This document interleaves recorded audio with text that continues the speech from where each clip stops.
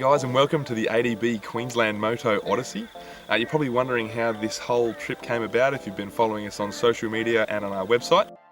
A few months ago, Patriot campers contacted us and said they've got a product they think is perfect for the dirt bike market, and they wanted us to test it. So we said we sure would. We'd love to, but we didn't just want to do a one-night test or an overnight weekend. We wanted to make a full loop out of Queensland and really test this product they had. They believe is a machine that can carry dirt bikes or a buggy, and you can also live out of the front of. I've never lived in Queensland, and neither has my brother, who came on this trip with me, so we needed the help of our readers to show us all the local riding spots in Queensland and to give us a tour of their area. So we put a thing in the news in ADB asking Queenslanders to take us for a ride, and we were overwhelmed with the amount of support we got from our readers, saying that they wanted to take us on a ride, they wanted to show us all their local tracks, and with that we were able to piece together a loop that pretty much went from Brisbane all the way up to Cairns and then back inland. The Glasshouse Mountains was our first riding destination, which is situated a little over an hour's drive north of Brisbane. Strictly speaking, you're actually riding in the Beerburrum State Forest, but it is considered the Glasshouse Mountains. The TM importer in Australia, Andrew Franklin, was our guide for the day, and we rode nothing but tight, dark, loamy single track well into the night before calling it quits and hitting the sack. So we packed up the Patriot camper this morning and the bikes and have headed off to Inskin Point to jump on a ferry and head across to Fraser Island. We're going to do a bit of riding on Fraser, do a bit of camping and spotter fishing. So we can't wait, the weather's good and we're hoping we get on and off the ferry with a 1.5 tonne trailer and everything else we got with no dramas.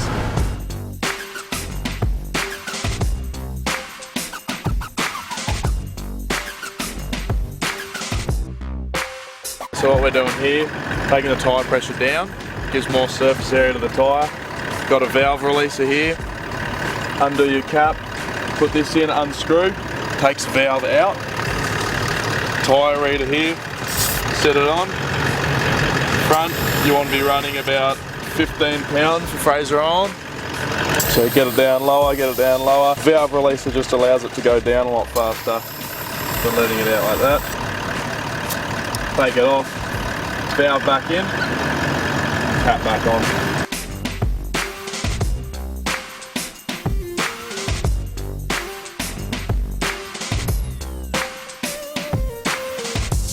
Just dropping the tyre pressure on the trailer down to about 18 pound. Truck's running about 20 pound. Valve releaser again, just to take it out, makes it a whole bunch quicker.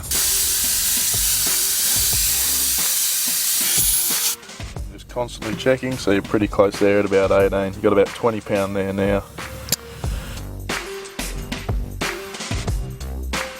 So the trailer the Patriot campers have given us for this 2-week trip around Queensland is the TH560 toy hauler.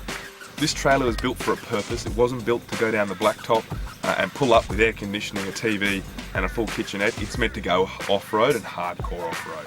Pretty much this trailer will go anywhere your four-wheel drive will go, and to be honest, compared to a lot of four-wheel drives nowadays, it'll probably go further.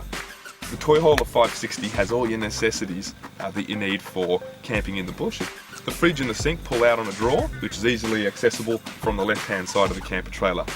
In the space next to the fridge, you'll be able to see all the switches for your components on the camper trailer. So you've got your internal lights, you've got your exterior lights, you've got the water pump, you've got the blower for the air suspension on the trailer, you've got a switch for the fridge, and you've also got radio, Bluetooth. There's a lot there, it's really handy. There's also an accessory switch so that you can charge your phones and your laptops straight off the camper trailer. There's also the switches for the air suspension of the trailer, located right next to all the other main switches of the camper trailer. They allow you to adjust the suspension depending on your ride height and how high the car is that you're towing it. There's a huge cargo cage holder on top of the camper trailer, but beneath the pop-up tent. And we've been able to store big dart shade chairs in there, and also some fishing gear and a few bags. On the other side of the camper trailer is just more storage. You've got a big area to hold all your groceries. You've got really nice, easily slidable drawers, and everything is covered in marine carpet on the inside. On top of the camper trailer there is a pop-up tent. It can fit a queen bed in it, and it's quite comfortable. It takes all of 30 seconds to erect and then to pull back down again in the morning as well.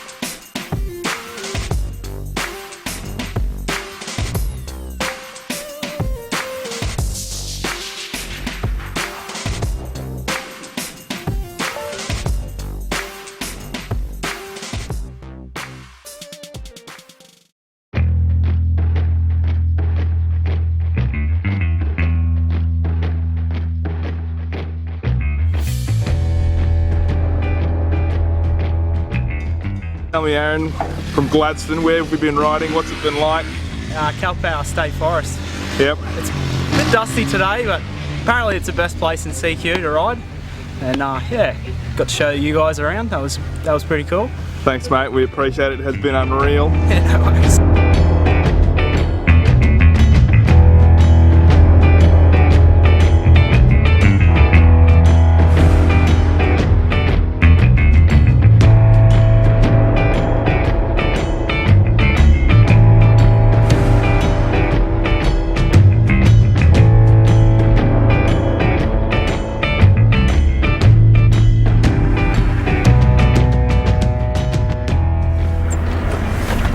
Way to Croombit Tops. There's a bomber wreck up there that went down after World War II.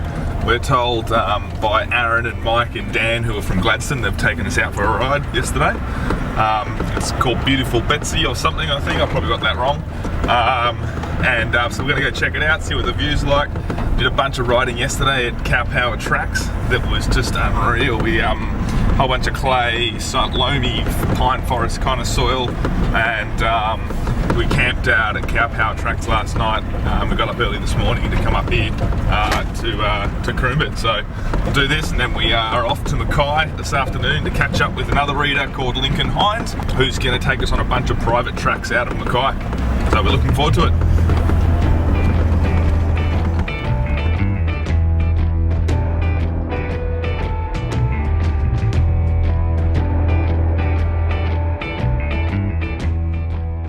So we're at the Beautiful Bets wreck. Dan from Gladstone is here showing us around. Tell us what happened with the wreck. Apparently they reckon this was a mission from Darwin to Brisbane and it went missing in 1945. So this plane, either from mechanical difficulty or from adverse weather conditions, looks like they come down out of the clouds and then hit full power. So they landed tail section, clipped the top of this ridge, and then the rest went down and the wreckage and motors all strew up into the bush here. But it wasn't discovered until 1993.